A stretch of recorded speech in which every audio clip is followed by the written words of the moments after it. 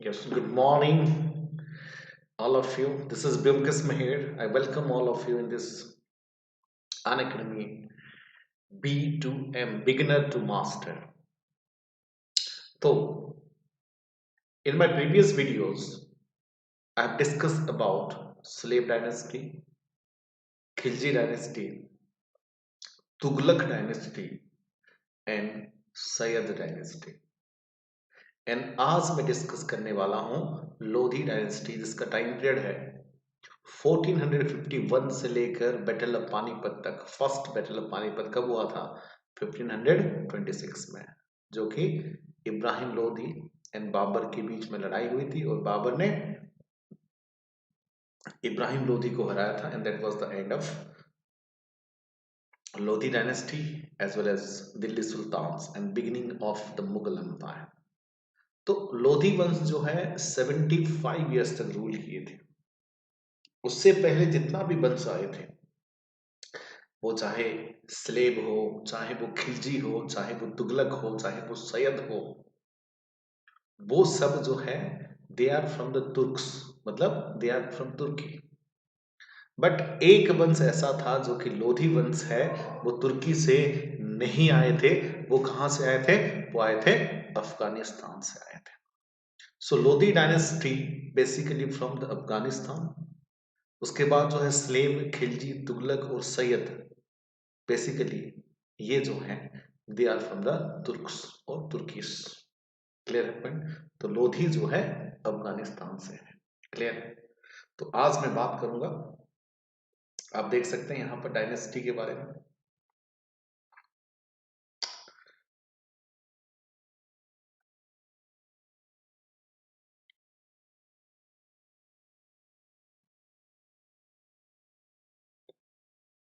तो ये हम लोग डिस्कस कर चुके हैं slave, also we have discuss Khilji, then we have discuss Tughlaq, then Sayyid. अब जो हम लोग बात करेंगे लोधी। ठीक है, लोधी डायनेस्टी। देखिए जितने भी उसमें से लॉन्गेस्ट जो डायनेस्टी है वो है तुगलक है, 94 ईयर्स है। और जो सबसे कम जो है खिलजी है वो 30 ईयर्स है। आप देख सकते हो खिलजी जो है सबसे कम है 1290 से लेकर 1320, दे रूल फॉर ओनली 30 ईयर्स। और सबसे ज्यादा टाइम तक जो है वो है तुगलक थे, 1320 से लेकर 1440, दे रूल फॉर 94 ईयर्स। बट अब हम लोग बात करेंगे लोधी, दे रूल फॉर 75 ईयर्स। ठीक है, ऑलमोस्ट 75 ईयर्स।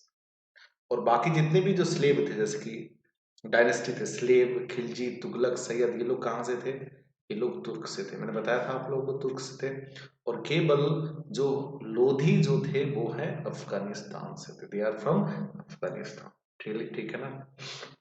तो आइए हम लोग बात करते हैं। ठीक है, उससे पहले मैं बता दूं, this is the beginner to master UPSC CSC.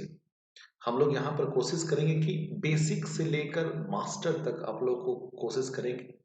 Well, this is about me, Vyomkes Meher, and so far as my education is qualification is concerned, did my master degree in Delhi School of Economics, and also teaching here history, polity, geography for the 10 years. Well, this is my number as well. किसी भी प्रकार का doubt होती है, queries होती है, आप 1 बजे से 2 बजे के बीच में कॉल कर सकते हो दिन में। और ये मेरा टेलीग्राम ऐप है, आप सर्च करोगे जीएस बाय ब्योमकेश मेहर, तो ये चीजें जो है आपको मिल जाएंगे। You can be the part of that. अब देखिए प्लस कोर्सेज के बारे में बता देता हूँ थोड़ा सा, कि उसमें लाइव क्लासेस मिलेंगे आपको। आपको फैसिलिटीज क्या क्या मिलेगा आपको? देखिए लाइव क्लासेस मिलेंगे, लाइव डाउट क्लियरिंग क्लासेस, कि जो भी आपकी डाउट होगी आप 1-to-1 क्वेश्चन पुट अप कर सकते हो। Top experience educator will be there. Pre भी रिकॉर्डिंग वीडियोस रहेगा, आप कभी भी कहीं भी देख सकते हो। Then unlimited access to the plus courses. आप ऐसा नहीं है कि बीएम लाइव करोगे तो मेरा ही देख पाओगे, हर एक फैकल्टी का आप देख सकते हो। बेस्ट टेस्ट सीरीज जो कि एग्जाम ओरिएंटेड होगा, उसके साथ साथ वीकली मॉक टेस्ट होंगे। Shortcut tips, flexibility schedule at any time and anywhere, कभी भी कहीं भी देख सकते हो। ठीक है, वेल, सो यहाँ पर सारे कोर्सेज मिलेंगे। Top educator are also part of this, history, polity, geography, economics. और देखिए फीस के बारे में बता दूं, एक साल का जो फीस है आपको पड़ेगा 44,000, बट उसमें आप जो कोड डालोगे रेफरल कोड, ठीक है, वो है BM लाइफ। ये अगर डाल देते हो बेटा 10% का आपको डिस्काउंट मिल जाता है और आपका पड़ जाता है 39,600, ठीक है। और 2 साल का जो फीस है बेटा 64,000 है, 2 इयर्स का 64,000 है। उसमें भी आप रेफरल कोड डालोगे तो आपको इंस्टेंटली 10% का जो है डिस्काउंट मिल जाएगा और आपको पड़ जाएगा 57,600 पड़ जाएगा, ठीक है। क्लियर है? ओके।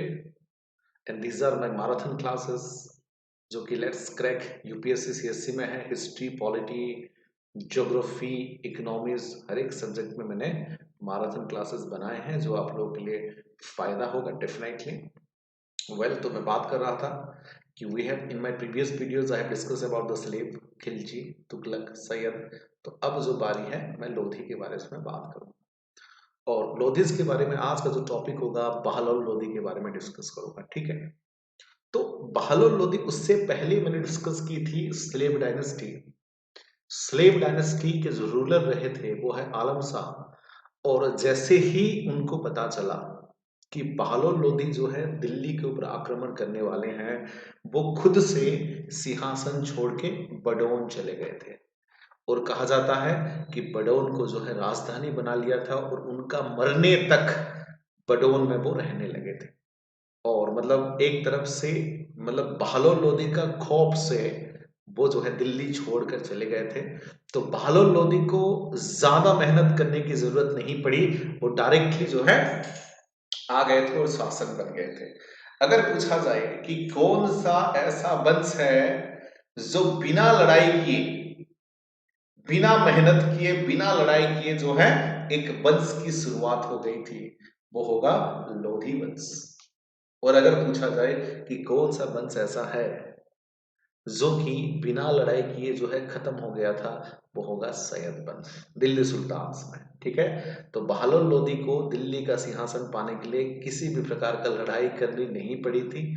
जब आलम शाह सैयद वंश के जो लास्ट रूलर थे वो कमजोर रूलर थे, वीक रूलर थे, इतने कैपेबल नहीं थे। whereas बहलोल लोधी एक तरफ से great diplomat, great military head, अच्छे सेनापति, अच्छा शासक, और ये लोगों के साथ बहुत अच्छा बिहेवियर करते थे, लोगों के साथ मिलकर रहते थे, लोग भी उनको बहुत ज्यादा रेस्पेक्ट करते थे। तो एक फेमस मिलिट्री पर्सनालिटी भी थे। तो उनके कंपैरिजन में आलम शाह कुछ भी नहीं थे, तो वो जानबूझकर छोड़कर चले गए और बहादुर लोधी ने दिल्ली के ऊपर कैप्चर कर लिया। तो बहादुर लोधी दिल्ली के ऊपर कैप्चर करने के बाद दिल्ली जो है बहादुर लोधी के अंडर आ गया। तो बहादुर लोधी का जो टाइम पीरियड है 1451 से लेकर 1489 तक है, ठीक है। So the Lodhi dynasty founded by Bahadur Lodhi lasted for 76 year, ठीक है। तो लोधी डायनेस्टी ऑलमोस्ट जो है 76 ईयर तक रूल किया था। The dynasty derive it names from an Afghan tribe Lodhi. देखो अफगानिस्तान का ये लोग, मैंने बताया था बाकी सब जो है तुर्क से आए थे, तुगलक, खिलजी, स्लेव, बट लोधी जो है अफगान से आए थे, अफगान। तो अफगान का एक ट्राइब, उसका नाम था लोधी, तो उसी के नाम पे पड़ा लोडी, तो उसी के नाम पे पड़ा था लोधी डायनेस्टी। क्लियर है point. And Bahlol grandfather Malik Bahram Lodhi, जो कि एक मुल्तान, मतलब वो एक पश्तून थे फ्रॉम द मुल्तान, एंड वो जो है he took service under the governor of Multan, ठीक है। गवर्नर ऑफ जो मुल्तान के थे उनके अंडर काम कर रहे थे। उसके साथ साथ देखो अपने यंग टाइम पे बहलोल लोधी जो है हॉर्स ट्रेडिंग के बिजनेस में इन्वॉल्व थे, ठीक है। अपने जवानी के टाइम पे हॉर्स ट्रेडिंग के मामले में इन्वॉल्व थे। And after death of Malik Sultan he become the governor of Sindh. तो मलिक सुल्तान के डेथ होने के बाद उन्होंने बहलोल लोधी जो है गवर्नर ऑफ सिरहिंद के गवर्नर रह गए।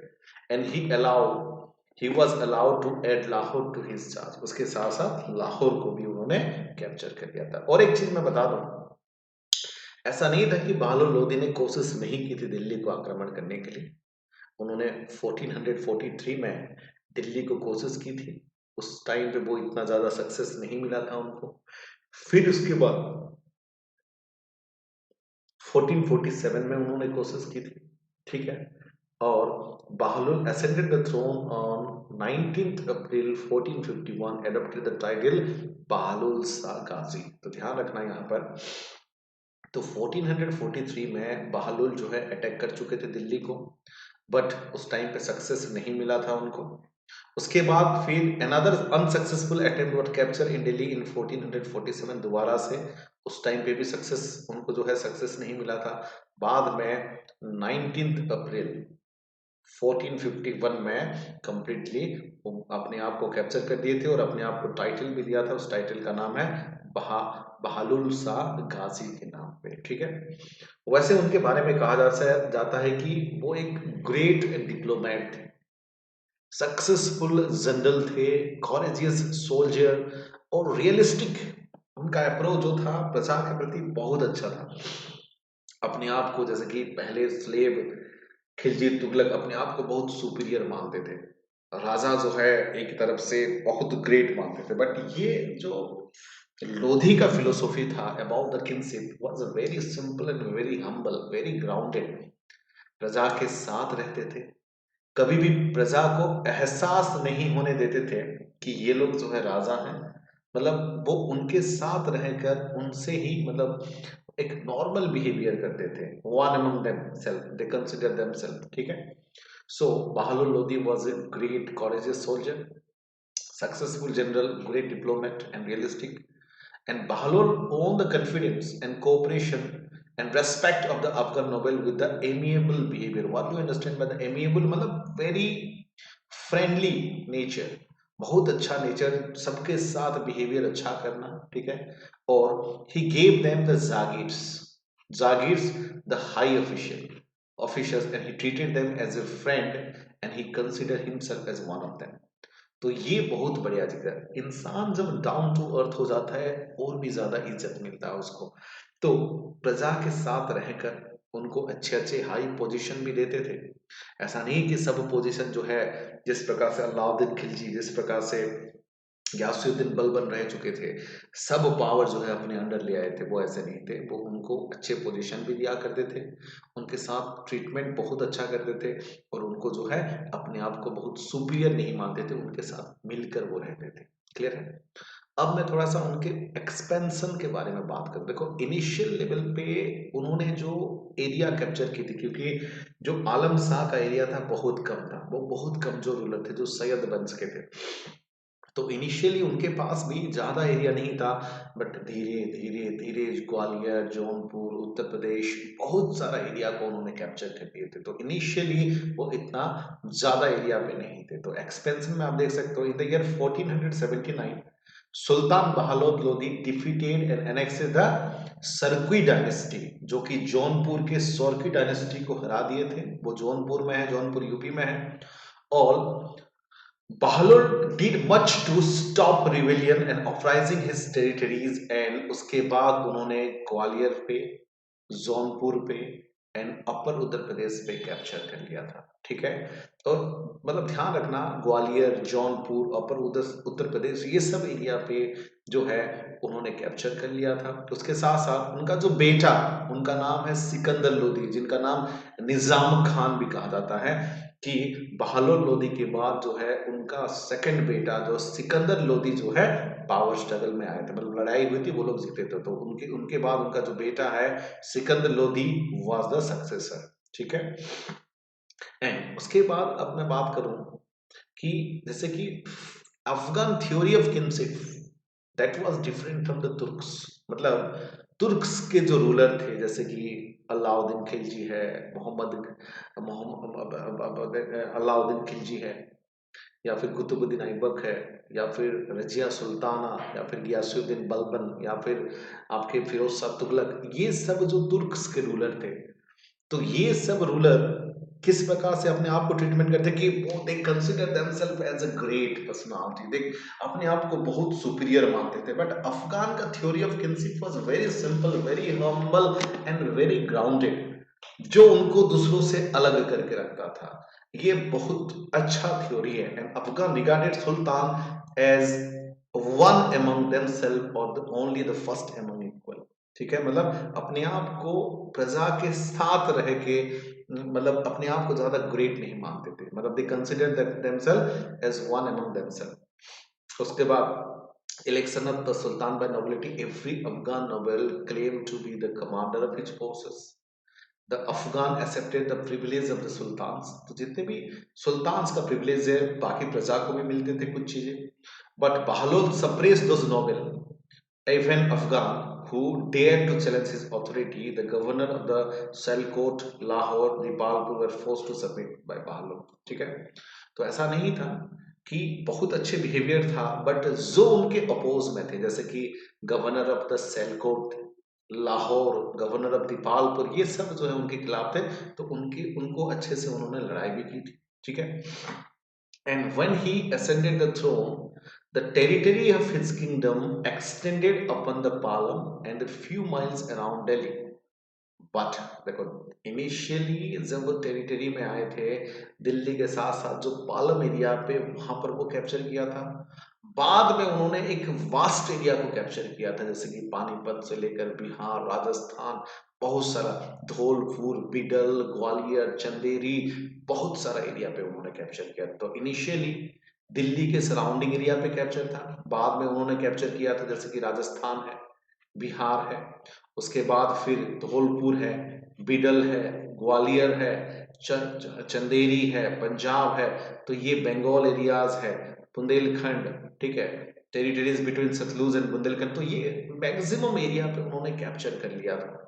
उसके साथ साथ 1503 में उन्होंने एक, आज के डेट में जो फेमस शहर है आगरा, आगरा के बारे में सबको पता है, जहां पर जो 7 वंडर ऑफ द वर्ल्ड है, ताजमहल, तो दैट वाज फाउंडेड बाय, ध्यान रखना, that was founded by this king.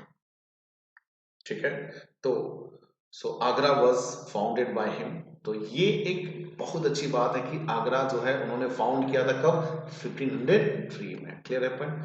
तो this is all about today's classes. ठीक है, आज हम डिस्कस कर रहे हैं ये। ठीक है, तो ये जो है बहलोल लोदी के बारे में था, और उनका जो बेटा उसके बाद जो आए थे वो है सिकंदर लोदी। अगला वीडियोस में मैं सिकंदर लोदी के बारे में बताऊंगा। ठीक है, so thank you all, have a nice day, take care, stay tuned।